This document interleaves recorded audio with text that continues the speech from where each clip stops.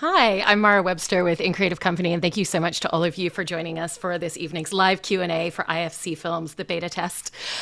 Before we get started, I just wanted to let you know that there is a Q&A box at the bottom of your screen, so if you have any questions for Jim and PJ throughout the evening, please feel free to submit any questions that you have in there, and I'll make sure to get to some of those for you. And it is my absolute pleasure to introduce co-directors, co-writers, and stars of the movie, Jim Cummings and PJ Mccabe.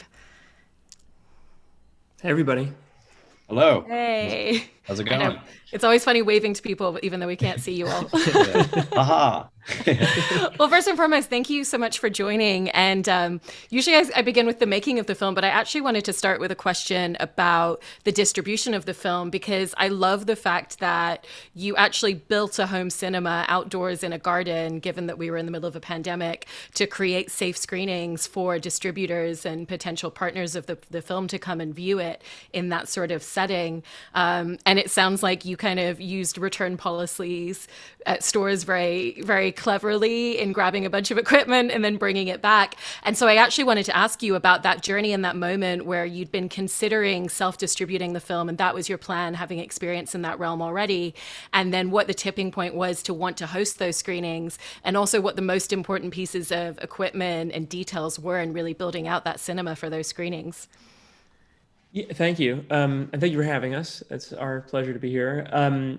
Yeah, I mean, we are very scrappy filmmakers. The movie didn't cost very much. It was a SAG ultra low film, and we made so much of it in our backyard anyway. We thought, why not host screenings here? And so we had friends and family come over. They were the first real test audiences. We hadn't done test screenings because of COVID, so we weren't really sure if the jokes would work.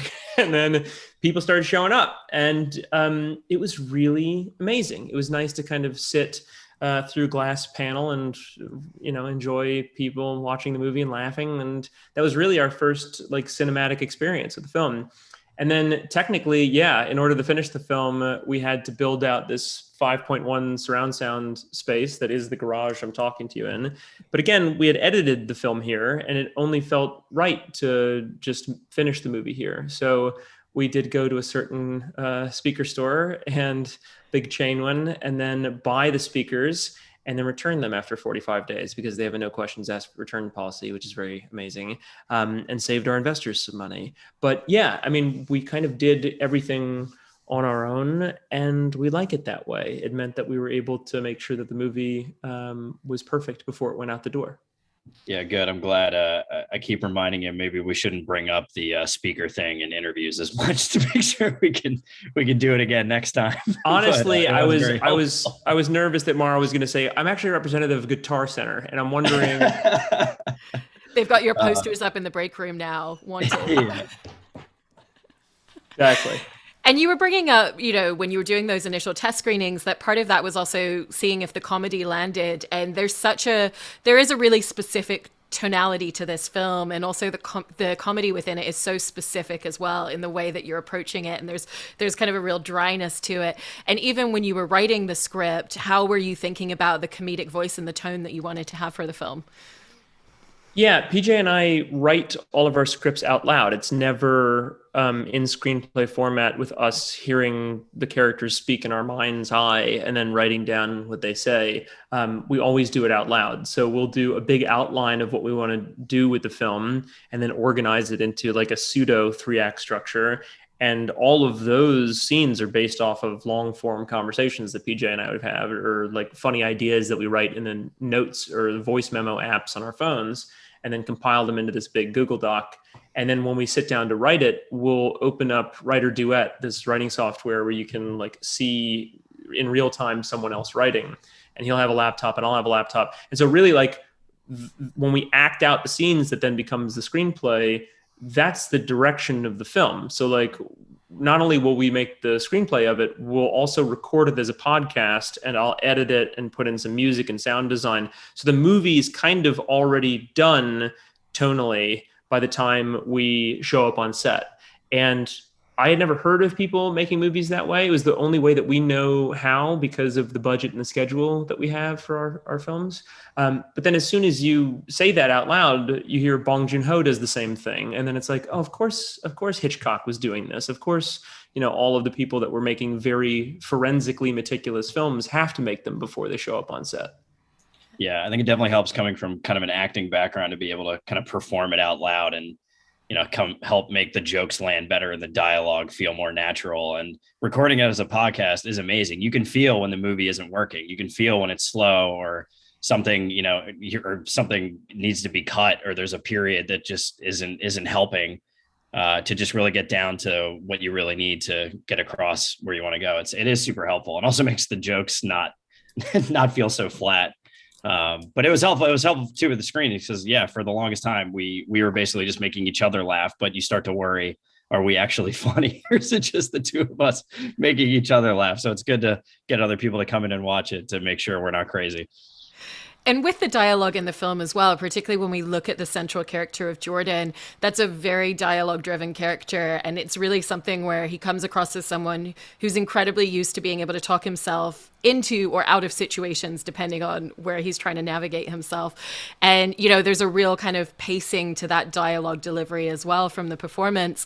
But did you know early on when you were writing the script that he was going to be a character that was going to be very focused on dialogue, and there was going to be a necessity to get those specifics, particularly when you've got those really long monologues that he's delivering throughout?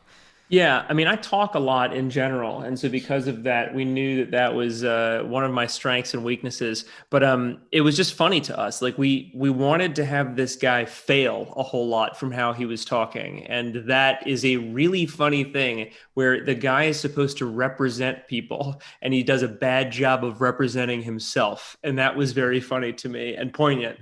And so we constantly have him screw things up and try to be cool and fail. And that's partially humanizing and also humiliating, which is my favorite kind of character to play. And obviously when he receives a note for a potential anonymous encounter that he goes to, no strings attached. And obviously, Jim, you're playing that character, but was it also really pivotal that it be following the story of a male character? Because if I think about it from the female perspective, my initial instinct would be that I would be murdered. And it feels like he doesn't necessarily consider all the possible outcomes. He just looks at it as a great opportunity. Yeah, I remember when the Ashley Madison website was hacked and all of the user data was leaked, it was about 90% male. So it's like usually this certain type of egotistical, horny dude will sign up for this thing. But you're not alone there. It's not that is not specific to femininity. PJ, when I asked him what he would do if he got a letter in the mail, he's like, "Oh, I get murdered." Absolutely not. No, not only would the person in the hotel room kill me, my wife would kill me afterwards. Yeah. So I'd be more worried about my wife. Yeah, even finding the letter in the first place, I'd already be doomed, and Jim would be doomed as well, just by association. It would somehow be his fault. Yeah, so we'd both be. Yeah. But no, I think really like it was just kind of funny to us. It was like a Twilight Zone episode where it was like, I wouldn't do any of this stuff, but it's interesting to watch it go as far as it does. Like, and what kind of person would like, and that's where it was kind of constructing the character of Jordan. Like, this is kind of a sad guy who's losing control of his life, who maybe would take the bait for something like this. And that was interesting. Let's follow this guy down the rabbit hole.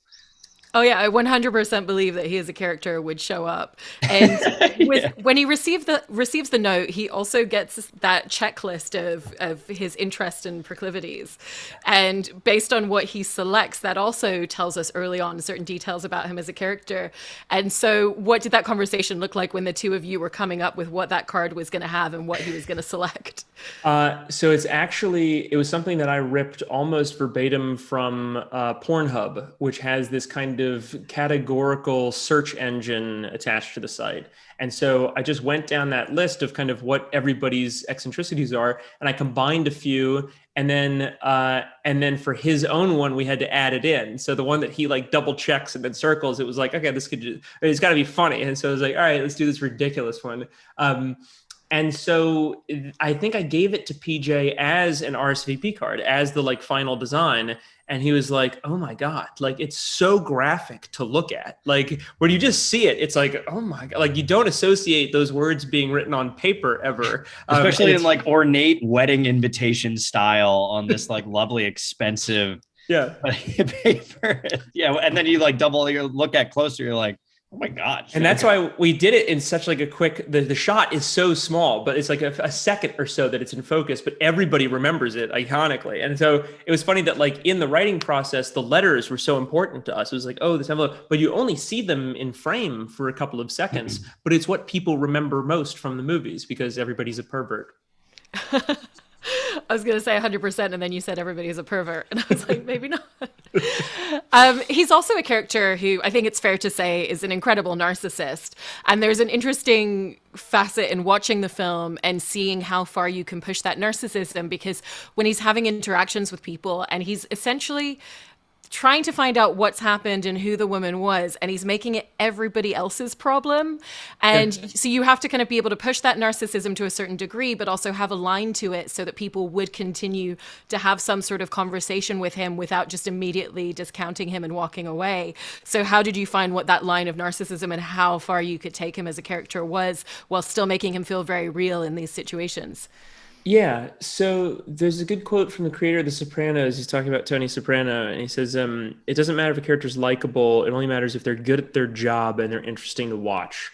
And I feel the same way of like, you can have somebody break bad in a show or a movie, and so long as they're interesting, it's like a Karen video. You know, like PJ and I watch these videos all the time of people getting into a fist fight on an airplane, and I don't care if the characters are likable. I want to see how bad that gets. And it's just like, what is Delta gonna do? You know, like it's just that funny to us. That poor flight attendant. Yeah, it's the craziest moments of like the people in the surrounding areas' lives. Sometimes just like, this is the most insane thing that's ever happened to me. And so like that is the most extreme, and those get circulated on the internet every day, every 5 minutes. So like, you know, me walking up to somebody in a cafe and being rude and confrontational felt kind of true to the research of these people. Like they push social boundaries in a way like con men do to make the other people in the area feel uncomfortable so that they can get their way. It's a really interesting psychosis that these real people exhibit 24 hours a day. And so, I mean, a lot of that stuff it has nothing to do with our screenwriting abilities. It's just like, all right, let's depict these people how they actually are, and I think we'll get away with it. It's funny too, because he's not actually good at his job per se, but he's good at being an asshole, which is kind of part of the job, unfortunately. But he's also, it's funny watching him get better at lying throughout the movie. He's a terrible liar in the beginning. Yeah. He can't get what he wants. And part of the fun was writing him slowly learning how to lie and manipulate people to finally get to the source of the letters, which is kind of a sad win for him by the end, until he gets to the end and has to have his big exorcism, which is obviously the biggest win for his personal character. But yeah, I find that to be really interesting, where like he impersonates a police officer and then he impersonates a federal agent, and the audience is not like, oh, that's a federal crime, he's going to go to prison for a while. And they're like, oh, he's finally getting the answers. You know, I think like, oh, good, they're believing him finally. Yeah, we're going to get some answers. Yeah, it's really funny. And with the fact that he works as an agent, you've also written all of those scenes and all of that dialogue incredibly specifically. And, you know, there's mention of Weinstein, there's mention of the WGA package deal issues that were going on within the industry. And I know that as part of that, you were talking to people working at agencies to really get some of the specifics. And what were some of those specific details that ended up in the script from the conversations you were having? Because obviously working in the industry already, you both had an understanding of those fundamental issues, but that would have given you a real minutia to it. Yeah. So famously, the sequence of me shouting at Jacqueline in her cubicle was taken verbatim from testimony that I got from an assistant at one of the top 4 agencies who overheard this screaming match, not a match, just a deprecation of a subordinate from an agent to an assistant. And I just put it verbatim into the script, and I was like, this is insane. And that is real. That was actually taken from the mouth of one of our anonymous sources. And then 1,000 little things of like, the moment when I'm trying to talk to Raymond and I say, if there's ever an article that you've read or a book or a movie or something that you want to convert, like, let us know, because we can get the rights to that. That is something that is used as a shell game towards young creatives where someone is asking what you would like to do for your next project so that they can go out and buy the rights. And if you ever wanted to do it, you had to go through them to make the thing. Instead of saying you should go out and buy those rights, they're trying to get you to work for nothing for your dreams. And it happens at the end of almost every conversation that you have at a production company or a studio. And it's con artistry. And so we tried to fit that in. And then as soon as I say it, he immediately interrupts me. Like, he's like, I've heard that one before, and goes off on something else. It's like, hopefully a lot of the research that we did and that real world business aspect, the show business of film, fits into the movie, and audiences will be inoculated to it if we've done our job right. Yeah. And obviously a lot of the let's keep talking vernacular, the corporate doublespeak, as we say, from every general meeting you ever have in the industry. That's just exciting. It's exciting. We're all excited. We're all excited. That's great, which doesn't really mean anything. It's just kind of something we say to fill dead air at the end of a meeting, but it's like, what are we doing here? Let's make fun of it because it's just, we're all guilty of it, us included, but we can still make fun of it. Yeah. It's like, we should do lunch sometime. Yeah. It's pathetic. Like, so all of those catchphrases we know from, like, those have made it into the vernacular of making fun of that, where we understand that that's bullshit. Or have your people call my people. These other like Hollywood turns of phrase that have lost style. But there's 1,000 of them that we put into this film that hopefully will become that. Like, I'm excited. There's my guy. There he is. All that stuff. Like, the false flattery, all of those things are hopefully become more part of the public lexicon, so that it's a defense mechanism to realize that these people are bullshit. Yeah. I wanted to jump to one of the questions that we have from Adam, who's saying, I love the way that you build tension in every scene throughout the film. How did you set about wanting to build that tension so that every scene is servicing it? I mean, helps when you start with a brutal murder. That like touch of evil stuff, like planting a bomb in the trunk of a car. The audience is tense and they're waiting for that bomb to go off. And so like we have Malin in the opening scene call the cops and say, hey, I'm reporting this domestic violence. And then she hangs up the phone and then goes and hangs out with her husband. And the audience is like, oh my God, when is this shoe going to drop? And then, one of our favorite movies of the last few years is Uncut Gems. And that movie is just nonstop. It's like as fast paced as a basketball game. And we realized if we could just keep raising the stakes for this guy, that it would hold the audience's attention. You'd wield the audience's attention like a roller coaster. And it just takes a lot of doing it out loud 1,000 times to kind of find where you pivot into comedy and where you pivot into terror. And it's a lot of fun. That's our favorite thing to do, is to write that stuff. It also really builds from the specific camera choices that you've made throughout as well, and the way that you use camera work to build that steady tension in scenes. And so at what point did you start mapping out and really figuring out the visual aesthetic of how you were going to use the camera work in that way? I think very cinematically. I've seen, 10,000 movies or something like that. And I've made 2 movies before, and so I kind of have a better sense now of how to use the camera to help tell the story. I guess that's craftsmanship in cinema. And so in working with Ken Wales, our cinematographer, we would just have these like long meetings of shot listings where we'd spend 5 hours talking about the script and crawling through the script with every department head so that we all spoke the same language of the film, so that the production designer knew what the agency world was going to look like just as well as Ken did. So he could light it just as well, based on that meeting, based on everybody being on the same page. So yeah, I'm a fascist when it comes to camera movements and cinema, and like how to use the camera to help tell the story. And so working with Ken was a dream. He got the jokes. He understood how to hold the tension of the audience and how long to hold on a shot and stuff like that. Yeah, I think it's a testament to our crew too, between Ken and Charlie, our production designer. They just, very early on had early drafts of the script and were already creatively contributing, and just got like kind of the weird style we were going for. They're just buddies that we talked about this like forever. And they were at it. They were such an integral creative part of it from the start. And I think that helped tremendously with the visual aesthetic. There's also certain visual cutaways that you intersperse throughout it as well. And some of them are within the scene, but also there's moments where we get to see just inflections of what Jordan's thinking and processing, and a lot of moments and a lot of use of like red, particularly as a color when it comes to lighting. Were those details that came about from the scripting process, or things that you decided to do once you were on set visually? So that moment of him looking at the diamond ring on her hand when he's like looking at all the wedding design stuff, that was thought about beforehand, and we like filmed it on purpose to do that. But then there were some moments that we found in the edit that we found to be additive to the montage use. So like there's a scene in the opening where PJ is talking about the Medici family in Florence and all this money, and we cut away to footage in Florence of Medici buildings and fountains and stuff. And it's just all of this insane wealth. And then we cut to Ted Sarandos's private Venmo account. And so it's like kind of modernizing the problem of wealth inequality and how do you get in touch with these people in the glass castles. Venmo is how you do it. But anyway, no, those things we found in the edit where it was like, we would do these long takes of beautiful coverage of all the scenes. And then it was like, oh no, we can like make it feel like it's Casino. We can use this kind of early Scorsese style editing, and it's additive. It's non-subtractive. It's nice.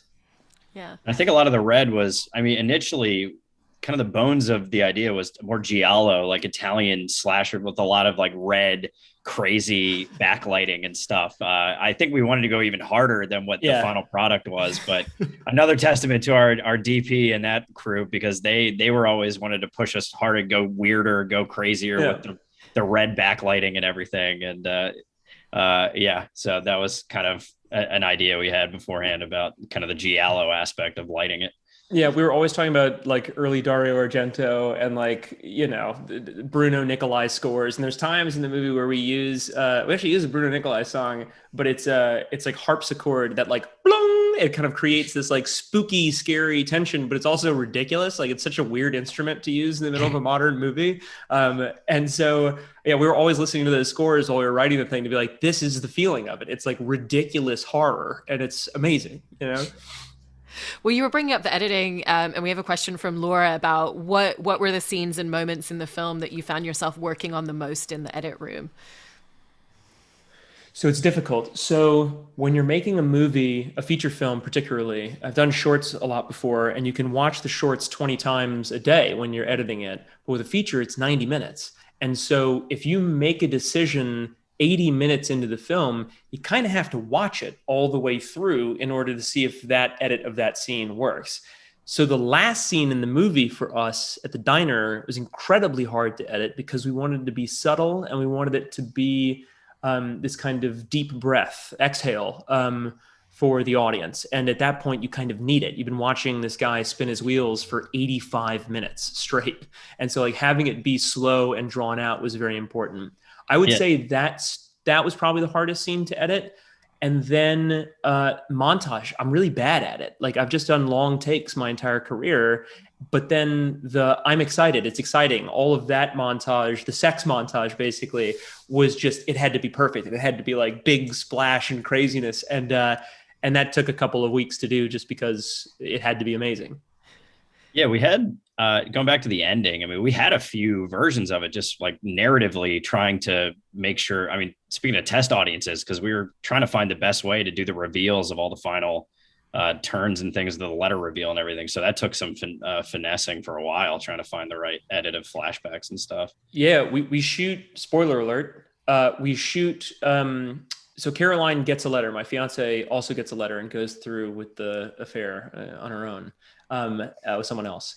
And so we had all this footage of Virginia Newcomb in the hotel, like getting ready for her affair. And it just felt goofy when we put it into the movie. And it felt like we were trying to force it down the audience's throat. And there was something to it being much more subtle. We're like, I think we can get away with this. And so it's a dance at the end of the film. You're like, how much you showed? I don't want to ruin the movie in the last 5 minutes, you know? And we found this kind of happy medium. And when it came to co-directing the rest of the cast as well, what did you want your communication style to be? Because obviously it's really important to make sure that at no point are you repeating something that the other person said or contradicting what they said. And yet you're also both running around doing 10 things at once. And so what was that flow of communication that you really intrinsically found with one another? I don't know. I mean, like it felt very fluid. PJ and I were always right next to each other. So it was like we would always agree with each other and then we would just give the note. I mean, very luckily, the majority of the scenes that we did where we weren't in them were like violent murder scenes. And so they had to be very specific. And it's great. It was so much fun to do. We didn't have to worry about it. It was like, oh, yeah, now I can wear sweatpants and come onto set today. So yeah, I feel like we just kind of did it ensemble. It was like you were having a conversation with two people instead of just one. And there was never a time that we disagreed. It was always, we had already done the movie in podcast form and in screenplay format. We knew what we needed. And if we weren't getting it, we would kind of huddle like the Coen brothers and talk, quietly and then come over and deliver one unified thought. Yeah, creepily go over to the corner and whisper to each other, and then come back and talk to the actors and say, "Okay, here's what we'd go to the corner and be like, what are we going to do? How are we going to fix what it? have we done? Why did we write this? What are we doing?" Making everyone feel really relaxed when they see you in the corner as well. Yeah. Oh yeah, everybody on set stops working and just stares at us, and they're like, "Oh yeah, no, something's wrong. Stop looking at us. Stop looking at us. Look at me. Don't look."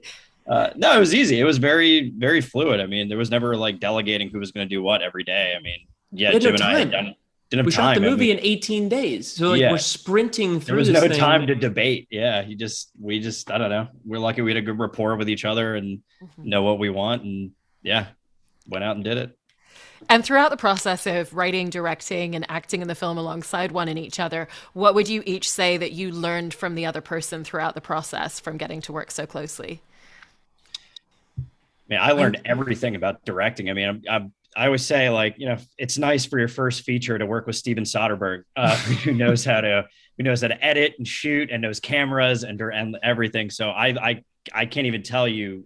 I learned an incredible amount from this process, obviously with Jim, and so just every aspect of camera movement and the technical aspects of editing and sound mixing and sound design. And I mean, this was such an incredible treasure trove and crash course of directing, and now I want to do it forever. It was so much fun. I think the thing that I learned from PJ was courage and to be okay with doing the thing. There's no such thing as halfway crooks. And so there were times when we were, prepping the movie, and I was like, this Raymond monologue is really mean. Like when he raises his voice at me and he's like, you're a dying social network and everybody can't wait to see you fall apart. I was like, we might get in trouble for that. And we were 2 weeks out from shooting and PJ said, fuck it, burn it down. Let's do the whole thing. We have to do it. Like this is the only power politically that we have. This is the only way to upset the power dynamics is to make good jokes. And I was timid. I did not want to go to war. And then I was like, all right, well, we're already doing it. So let's just do it. Right. It'll be funny.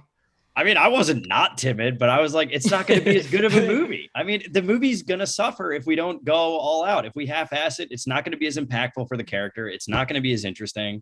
Yeah. And we got to do it. So I would say, yeah, vice versa, learning that from Jim. I think I got courage from him too. And just learned that, I don't know, we can make some cool shit. So it was a lot of fun. We got a weird voice. Let's do it. Well, in watching the film, I'm so glad that every single one of the choices that you made, you went all the way, and can't wait to see the next projects that the two of you do together. Thank you so much, Jim and PJ. Likewise. Thanks for having us. It was our pleasure. You.